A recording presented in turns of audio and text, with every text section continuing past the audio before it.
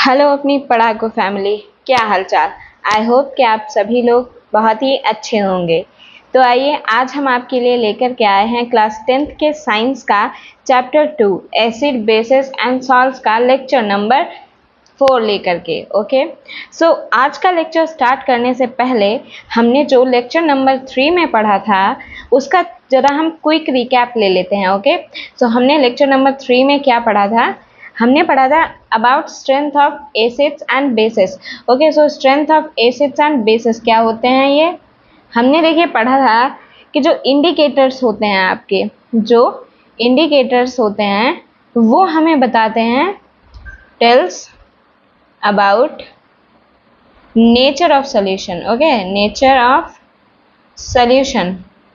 But फिर हमें एक और टर्म के बारे में पता चला जो कि थी universal indicators. Okay, universal indicators ये क्या थे? ये आपके ये जो थे ये आपके मिक्सचर ऑफ मैनी इंडिकेटर्स यानी कि ये यूनिवर्सल इंडिकेटर्स जो होते हैं ये हमारे कई इंडिकेटर्स के मिलने से उनके मिक्सचर के रूप में होते हैं। ओके, एंड ये हमें क्या बताते हैं? ये changes colour according to concentration of H plus ions। Okay, यानी कि यूनिवर्सल इंडिकेटर्स जो होते हैं वो आपके H plus ions के कंसंट्रेशन के अकॉर्डिंग अपने कलर को चेंज करते हैं। ओके, फिर नेक्स्ट हमने क्या पढ़ा था? नेक्स्ट हमने पढ़ा था पीएच स्केल के बारे में। ओके, सो पीएच स्केल क्या होती है? ये हमें किसी भी सॉल्यूशन में H plus आयंस की कंसंट्रेशन के बारे में बताती है। H plus ions concentration. Okay, concentration यानी कि किसी भी सॉल्यूशन का पीएच कितना है, पीएच को देखकर हम बता सकते हैं कि उसमें H plus आयंस की कंसंट्रेशन कितनी है। ओके, मैंने आपको बताया था कि पीएच जो होता है वो आपका 0 से 14 के बीच में होता है। ओके, जहां पर हमारा बीच में 7 लाई करता है। 0 की तरफ ये एसिडिक होते हैं एंड 14 की तरफ ये बहुत ही ज़्यादा बेसिक होते हैं। बट जो हमारा 7 होता है वो भाई मोह माया त्यागे हुए होता है, वो अपना न्यूट्रल होता है। ओके, सो जैसे ही हम 7 से 0 की तरफ बढ़ते हैं तो हमारा सोल्यूशन और ज़्यादा एसिडिक होता चला जाता है, और जैसे ही हम 7 से 14 की तरफ बढ़ते हैं तो हमारा सोल्यूशन जो होता है वो और भी ज़्यादा बेसिक होता चला जाता है। ओके, यानी कि इस साइड जाने पर हमारी H plus आयंस की कंसंट्रेशन इंक्रीज कर रही होती है, जबकि 14 की साइड जाने पर हमारी OH माइनस की कंसंट्रेशन इंक्रीज कर रही होती है। ओके, सो ये हमारा पीएच स्केल था। अब पीएच स्केल के बारे में मैंने आपको एक सिंपल सा फॉर्मूला बताया था, pH is equal to minus का लॉग ऑफ H प्लस, जहां पर H प्लस जो है आपकी H प्लस आयंस की कंसंट्रेशन है। ओके, तो ये हमारा सिंपल सा फॉर्मूला होता है जिससे हम किसी भी सॉल्यूशन की pH निकाल सकते हैं। ओके, अब देखिए 7 है तो हमारा सॉल्यूशन जो है वो न्यूट्रल है। ओके, और अगर pH जो है वो आपकी 7 से ज़्यादा है तो जो है हमारा सॉल्यूशन बेसिक है। ओके, यानी कि pH जो है वो आपकी 7 से ज़्यादा है तो बेसिक है, एंड अगर आपका pH जो है वो 7 से कम है तो हमारा जो सॉल्यूशन है वो एसिडिक है। ओके, इस तरीके से हम pH को देख करके पता करते हैं कि हमारा सॉल्यूशन बेसिक है या एसिडिक है। ओके, यानी कि स्ट्रेंथ जो होती है किसी भी एसिड या बेस की वो डायरेक्टली प्रोपोर्शनल होती है H plus and OH minus ions की कंसंट्रेशन के। राइट, यानी कि किसी भी सॉल्यूशन में जितने ज़्यादा H प्लस आयंस होंगे वो उतना ही ज़्यादा एसिडिक होगा, एंड जिस सॉल्यूशन में OH माइनस आयंस की कंसंट्रेशन ज़्यादा होगी वो उतना ही ज़्यादा बेसिक होगा। फिर हमने कुछ डेली लाइफ में जो pH स्केल का यूज़ होता है उसके बारे में बताया था। लाइक हमारी जो बॉडी होती है, बॉडी pH रेंज कितनी होती है? 1 minute, human body pH range कितनी बताई थी मैंने?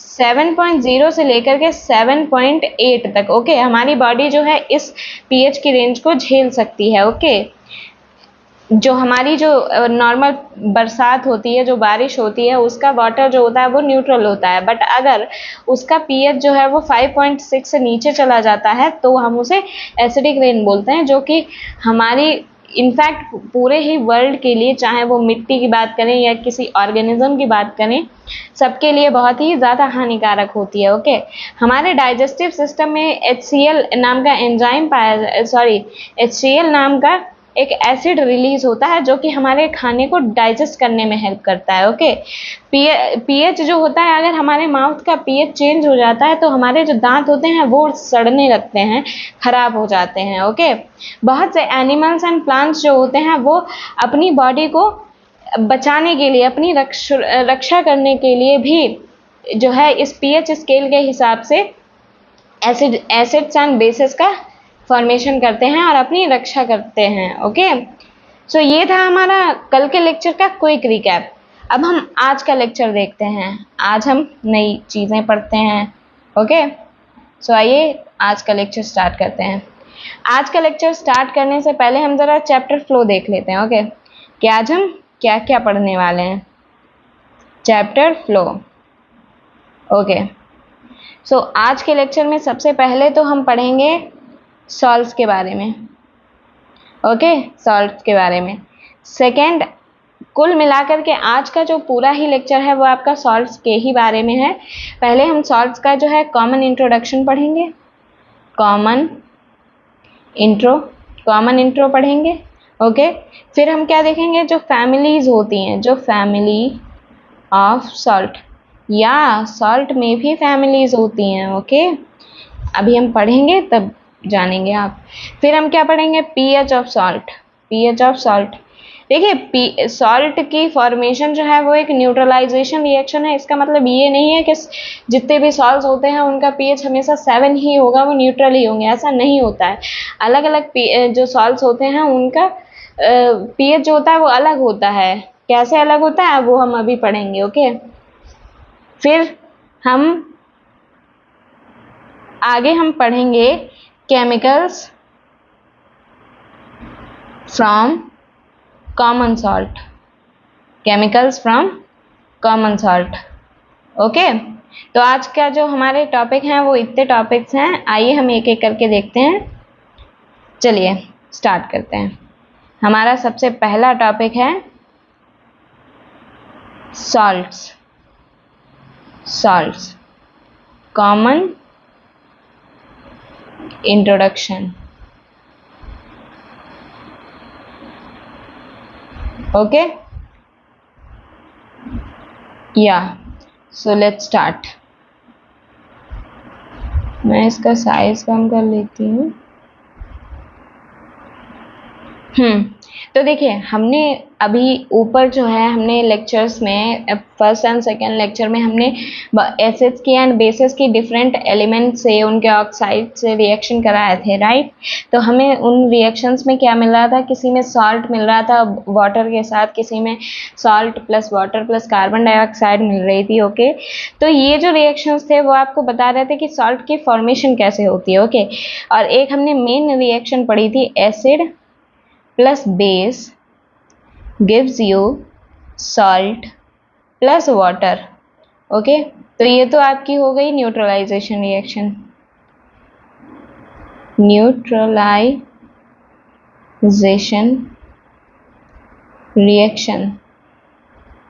Okay, neutralization reaction.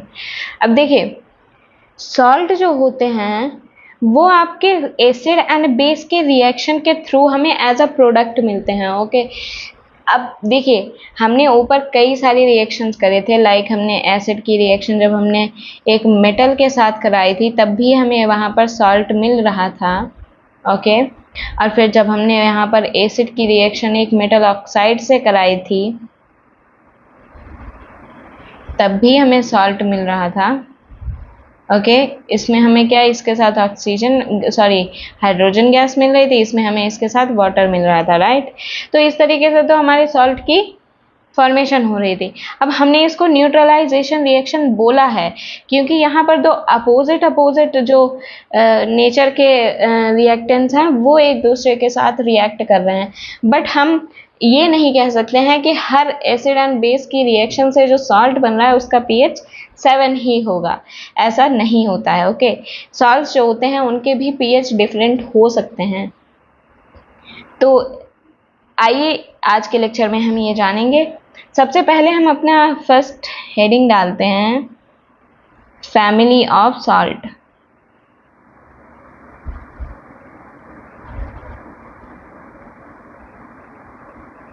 Family of salts.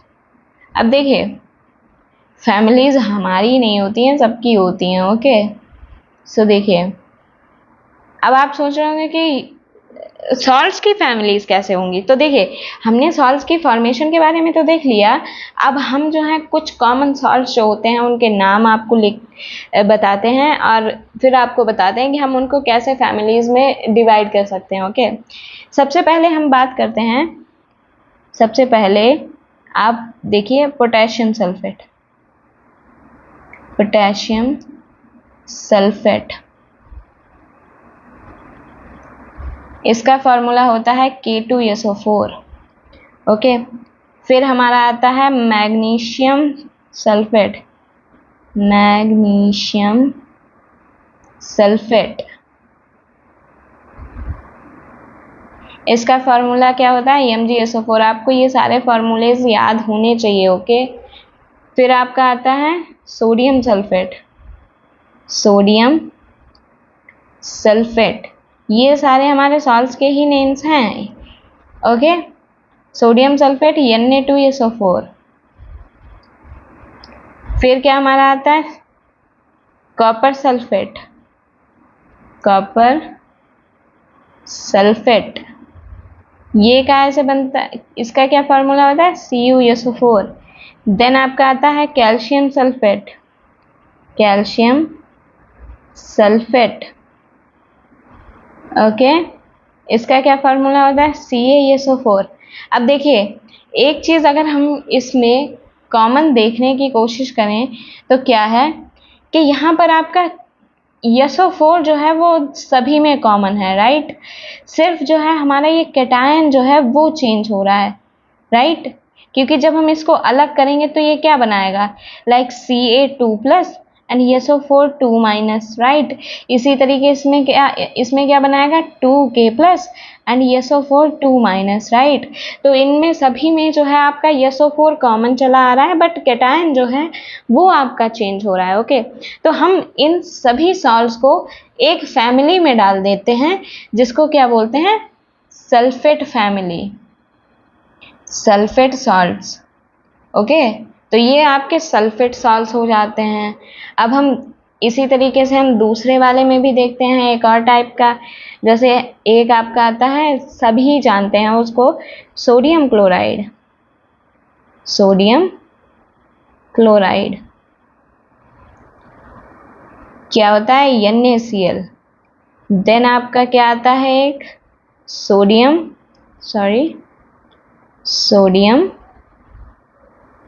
Nitrate. NaNO3। Again मैं कहना चाहूँगी कि आपको ये सारे फार्मूलेज याद होने चाहिए। ओके, इसीलिए मैं लिखा रही हूँ यहाँ पर सोडियम कार्बोनेट, इसका क्या होता है फॉर्मूला? NaCO3। ओके, अब देखिए, अगर हम इसमें भी थोड़ा सा ध्यान देते हैं तो हमारे पास इसमें क्या है? सोडियम कॉमन है। इस वाले केस में पहले वाले केस से उल्टा सिनेरियो है कि इसमें जो आपका कैटायन है वो आपका सेम है, बट एनायन जो है वो डिफरेंट है। तो इस फैमिली के जो सॉल्ट्स हैं उनको हम क्या बोलेंगे? Sodium salts. Sodium salts, okay. तो जो चीज़ कॉमन होती है हम उसके हिसाब से जो है किसी भी कोई भी एक ग्रुप जो होता है सॉल्ट्स का, उसको हम उसी कॉमन एलिमेंट या उसी कॉमन समूह के आधार पर हम उसको डिवाइड कर देते हैं। ओके, तो ये तो था कि हम किस तरीके से सॉल्ट्स को फैमिलीज में डिवाइड करते हैं। अब रुकिए, हम आपको एक और एग्जांपल दे देते हैं।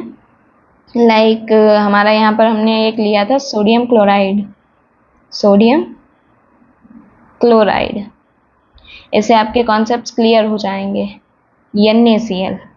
एक और हम लेते हैं like potassium chloride, potassium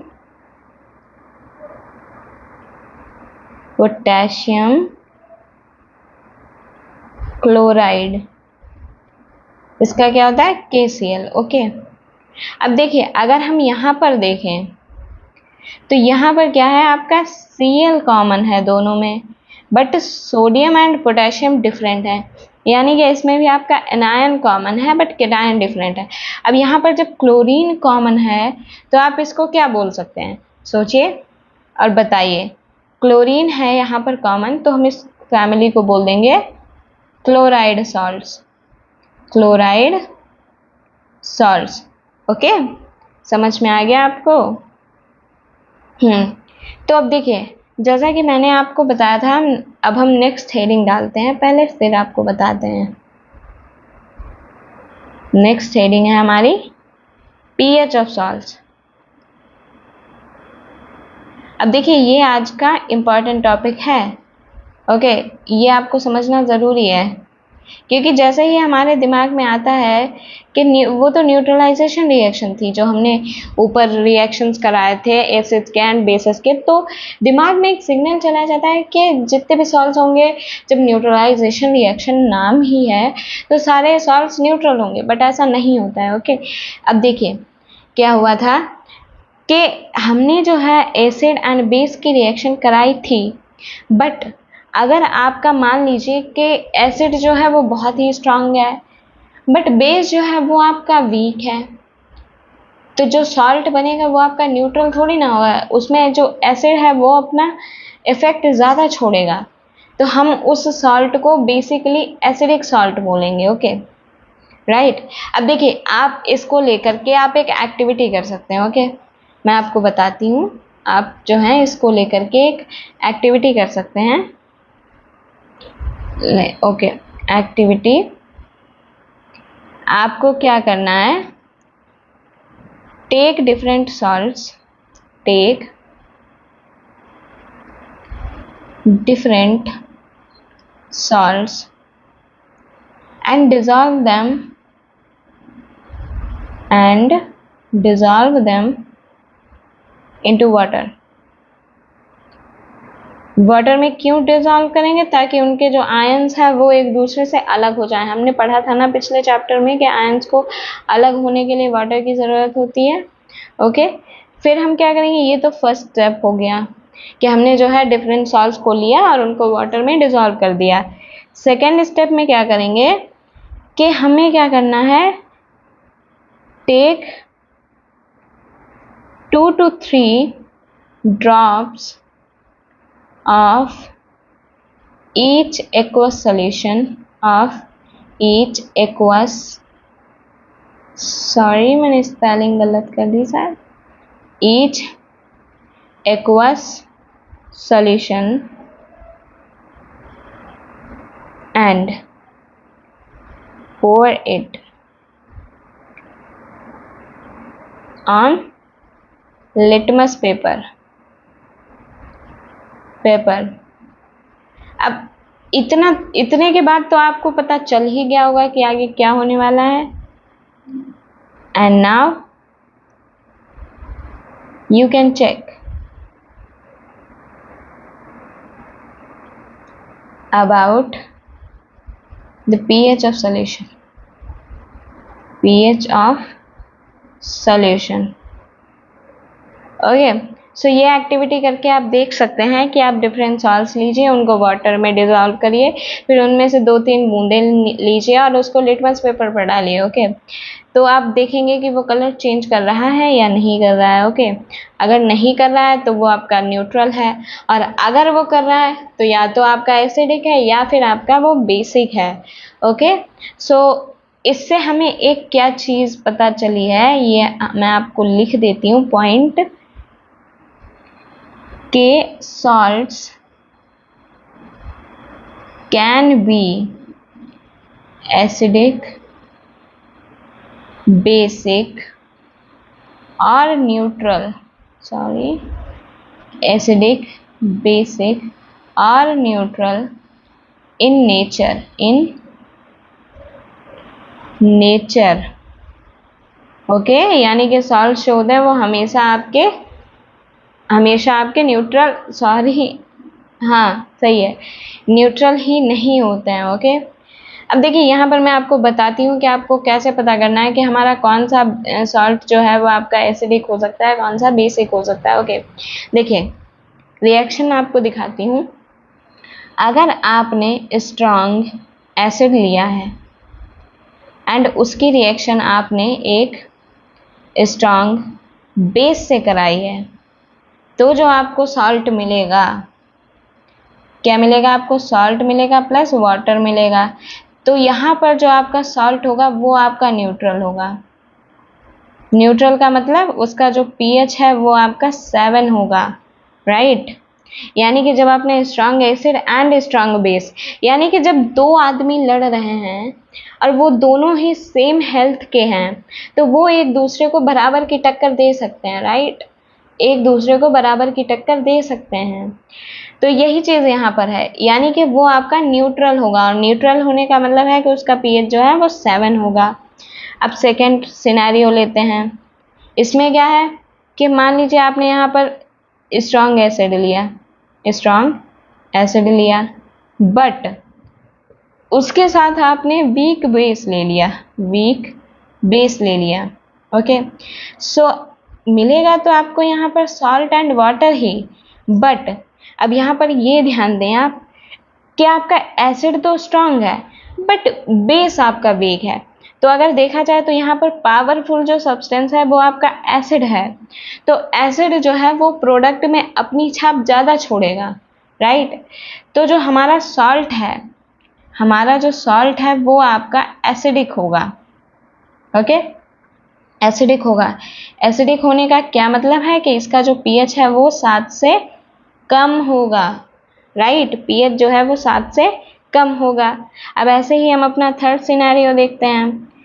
मान लीजिए कि आपने इस बार क्या किया, वीक एसिड ले लिया, weak acid plus strong base लिया, तो मिलेगा तो इसमें भी आपको वही सॉल्ट मिलेगा एंड वाटर मिलेगा। बट अब इसमें क्या है, इसमें इस वाले का उल्टा हो जाएगा। अब आपका जो है बेस स्ट्रांग है बट आपका एसिड जो है वो दुबला पतला है, ठीक है, कमज़ोर है। तो क्या होगा कि जो प्रोडक्ट बनेगा उसमें आपका बेस जो है वो अपनी छाप ज़्यादा छोड़ेगा। तो हमारा जो सॉल्ट है वो हमारा बेसिक होगा। ओके, एंड बेसिक सॉल्ट का क्या मतलब है कि उसका जो पीएच है वो ग्रेटर देन 7 होगा। ओके, यही तो मतलब है ना बेसिक होने का। अब देखिए बहुत से लोगों के मन में आता होगा कि अगर स्ट्रॉन्ग एसिड और स्ट्रॉन्ग बेस जो है वो न्यूट्रल है, ठीक है, तो क्या वीक बेस और वीक एसिड जो है वो रिएक्ट ही नहीं करेंगे? ऐसा नहीं है। ओके, सो जब हम यहाँ पर weak acid plus weak base लेंगे, तो अब देखिए ये दोनों ही दुबले पतले हैं, तो ये दोनों भी एक दूसरे को आपस में बराबर की ही टक्कर देंगे। तो यहाँ से जो हमें सॉल्ट एंड वाटर मिल रहा है, इसमें से सॉल्ट जो है वो हमारा न्यूट्रल ही होगा और उसका पीएच जो है वो आपका 7 आएगा। ओके, सो इस तरीके से जो है हम पता करते हैं कि हमारा जो सॉल्ट है वो न्यूट्रल है, एसिडिक है या बेसिक है। तो ये सिनेरियो था। ओके, आपको समझ में आया होगा आई थिंक। तो इस तरीके से जो है हमारे जो सॉल्ट्स होते हैं उनका हम पीएच निकालते हैं। ओके, सो देखिए अब मैं यहाँ पर आपको एक दो एग्जांपल्स दे देती हूँ। लाइक हमने अभी एक नाम पढ़ा था sodium chloride.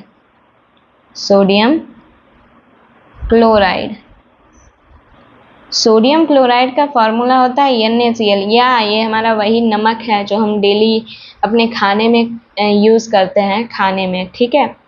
Sodium chloride NaCl है। आपको पता होगा कि ये जो बनने की इसकी रिएक्शन होती है वो क्या होती है, NaOH प्लस HCl रिएक्ट करके बनाता है आपका NaCl plus H2O। Okay, plus H2O। तो यहाँ पर देखिए ये आपका क्या है, ये आपका स्ट्रॉन्ग बेस है। स्ट्रॉन्ग बेस है।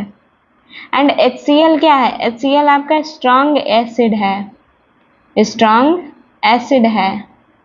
तो यहाँ पर NaCl जो है वो आपका एक न्यूट्रल सॉल्ट बनेगा। ओके, क्योंकि यहाँ पर strong base and strong acid मिल के बना रहे हैं। ओके, तो इस तरीके से हम निकालते हैं। अब आइए देख लेते हैं नेक्स्ट हेडिंग क्या है। नेक्स्ट हेडिंग की ओर चलते हैं। नेक्स्ट हेडिंग क्या थी हमारी? 1 मिनट। या सो नेक्स्ट हेडिंग हमारी थी chemicals from common salt. Chemicals from common salt. तो सबसे पहले तो हमारे लिए एक चीज यही इंपॉर्टेंट है जानना कि आखिर ये कॉमन सॉल्ट है क्या, राइट? आखिर ये कॉमन सॉल्ट है क्या? तो सबसे पहले हम कॉमन सॉल्ट देख लेते हैं। Common salt. तो कॉमन सॉल्ट आपका और कोई नहीं, हमारा आपका सबका जाना माना NaCl होता है। ओके, यानी कि सोडियम क्लोराइड। सोडियम क्लोराइड, इसे इसीलिए हम कॉमन सॉल्ट बोलते हैं क्योंकि ये एक तो आपका न्यूट्रल होता है, दूसरा हम इसे खाने में भी यूज़ करते हैं, तो ये हमारे लिए बहुत ही कॉमन होता है। ओके, हमारे लिए बहुत ही कॉमन होता है, इसीलिए इसे कॉमन बोलते हैं। ओके, NaCl जो होता है it is used in food. स्वाद के लिए नमक यूज़ करते हैं, राइट? अब देखिए इसकी फॉर्मेशन जो होती है उसका हम फॉर्मूला देख लेते हैं क्या होता है। अभी हालांकि ऊपर भी देखा था बट यहाँ पर भी लिखते हैं। NaOH प्लस HCl मिलकर बनाते हैं NaCl प्लस H2O। भाई जहाँ पर सॉल्ट बन रहा है वहाँ पर वाटर आपको फ्री में मिलेगा। ओके, या सो देखिए अब हम यहाँ पर क्या हुआ है, अभी आपको ऊपर बताया कि NaOH जो है ये क्या है? सोडियम हाइड्रोक्साइड है। ये क्या है? हाइड्रोक्लोराइड है। ओके, यहाँ पर ये आपको NaCl एंड H2O दे रहा है। ये आपका स्ट्रॉन्ग बेस है, ये आपका स्ट्रॉन्ग एसिड है। ये मिलके जो NaCl बना रहा है वो आपका न्यूट्रल इन नेचर होगा। ओके, न्यूट्रल होगा नेचर में। अब देखिए हम इसके बारे में कुछ पॉइंट्स हैं वो देख लेते हैं। कुछ पॉइंट्स लाइक ये जो NaCl होता है हमारा, ये अगर देखा जाए तो कहाँ पाया जाता है मेनली? ये हमें सी वाटर्स में मिलता है। ओके, सी वाटर्स में कई टाइप के आपके सॉल्ट्स होते हैं। लाइक सिर्फ ये अगर देखा जाए तो ये आपका सोडियम का सॉल्ट है, बट जो सी वाटर होता है उसमें कई सारे एलिमेंट्स होते हैं तो उनके अलग अलग सॉल्ट्स उसमें प्रेजेंट होते हैं। सो हमारा एक पॉइंट ये हो गया that sea water contains many type of salts,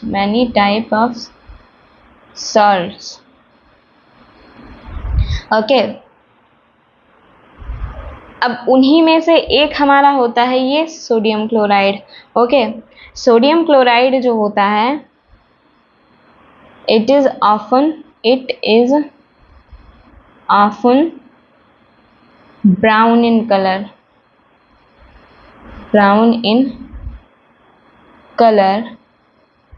due to presence of impurities।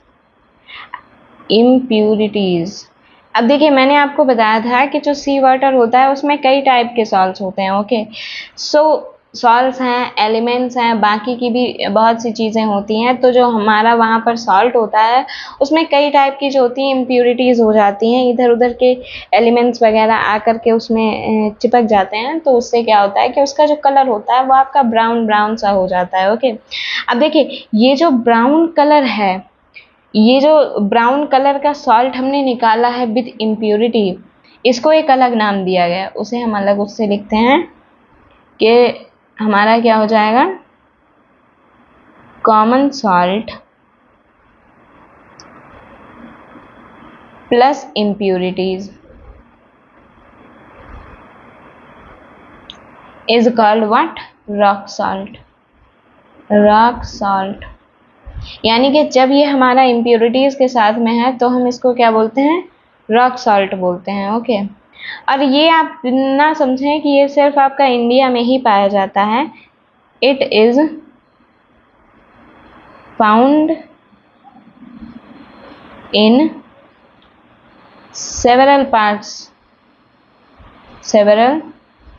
parts of world, क्योंकि पूरे वर्ल्ड में कई सारे समंदर हैं, कई सारे वाटर बॉडीज हैं जहाँ पर जो है सॉल्ट्स वगैरह हमारे पाए जाते हैं। ओके, अब देखिए कॉमन सॉल्ट को देखकर एक चीज़ बहुत ही इम्पॉर्टेंट हमें पता होनी चाहिए, इसको मैं एक डब्बे में बंद करके आपको बताती हूँ। ओके, सो एक कॉमन चीज़ क्या है इसको लेकर के? महात्मा गांधी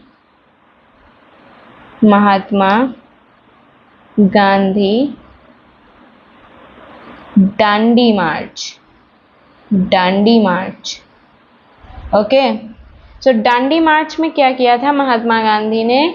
उन्होंने जाकर के समंदर के किनारे उन्होंने यही सॉल्ट समंदर से निकाल करके इसकी रिफाइनिंग कराई थी, जो कि अंग्रेज़ों ने मना कर रखी थी कि कोई भी इंडियन ये नहीं कर सकता। ओके, सो इस तरीके से अगर देखा जाए तो जो सॉल्ट है, ये जो हमारा ये सॉल्ट है, इसकी हमारे जो फ्रीडम का स्ट्रगल रहा है उसमें भी बहुत ही इम्पॉर्टेंट इसका रोल रहा है। Okay, so salt has been a very important symbol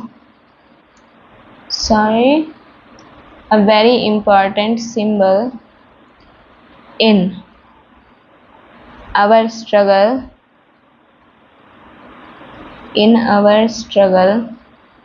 for freedom। Okay, अब देखिए जो हमारा ये कॉमन सॉल्ट होता है, ये देखा जाए तो एक बहुत ही कॉमन सा रॉ मटेरियल होता है। Okay, it is a raw material. Okay, raw material क्या होता है अभी बताती हूँ आपको। It is a raw material for many chemicals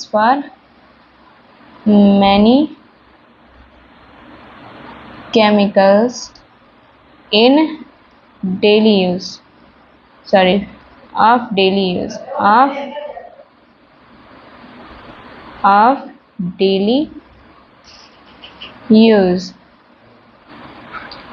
okay, so अब इन जो ये केमिकल्स हैं इसमें कौन कौन से आप क्या जाते हैं? या पहले हम रॉ मटेरियल के बारे में देख लेते हैं। रॉ मटेरियल क्या होता है? रॉ मटेरियल क्या होता है? It is a basic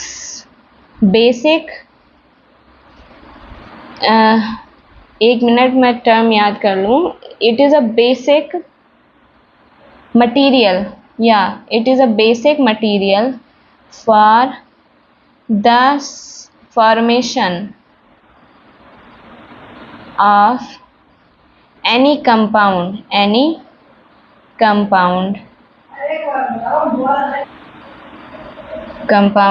or substance। ओके, यानी कि कोई भी हमें कंपाउंड बनाना है या हमें सब्सटेंस बनाना है तो उसके लिए हम जो बेसिक मटेरियल ले रहे हैं, यानी कि जिस मटेरियल को लेकर के हम शुरुआत कर रहे हैं उसको हम रॉ मटेरियल बोलते हैं। इसको हम हिंदी में क्या बोलते हैं? कच्चा माल। ओके, इसको हम हिंदी में बोलते हैं कच्चा माल, यानी कि किसी भी चीज़ को बनाने के लिए जो हमने बेसिक चीज़ें इकट्ठी करी हैं उसको हम रॉ मटेरियल बोलेंगे। ओके, अब देखिए ये जो हमारा सोडियम क्लोराइड होता है, ये किन किन कंपाउंड्स को बनाने के लिए यूज़ होता है। आइए हम उनके नाम देख लेते हैं, क्या कौन कौन से होते हैं सब्सटेंसेस। तो it is used information of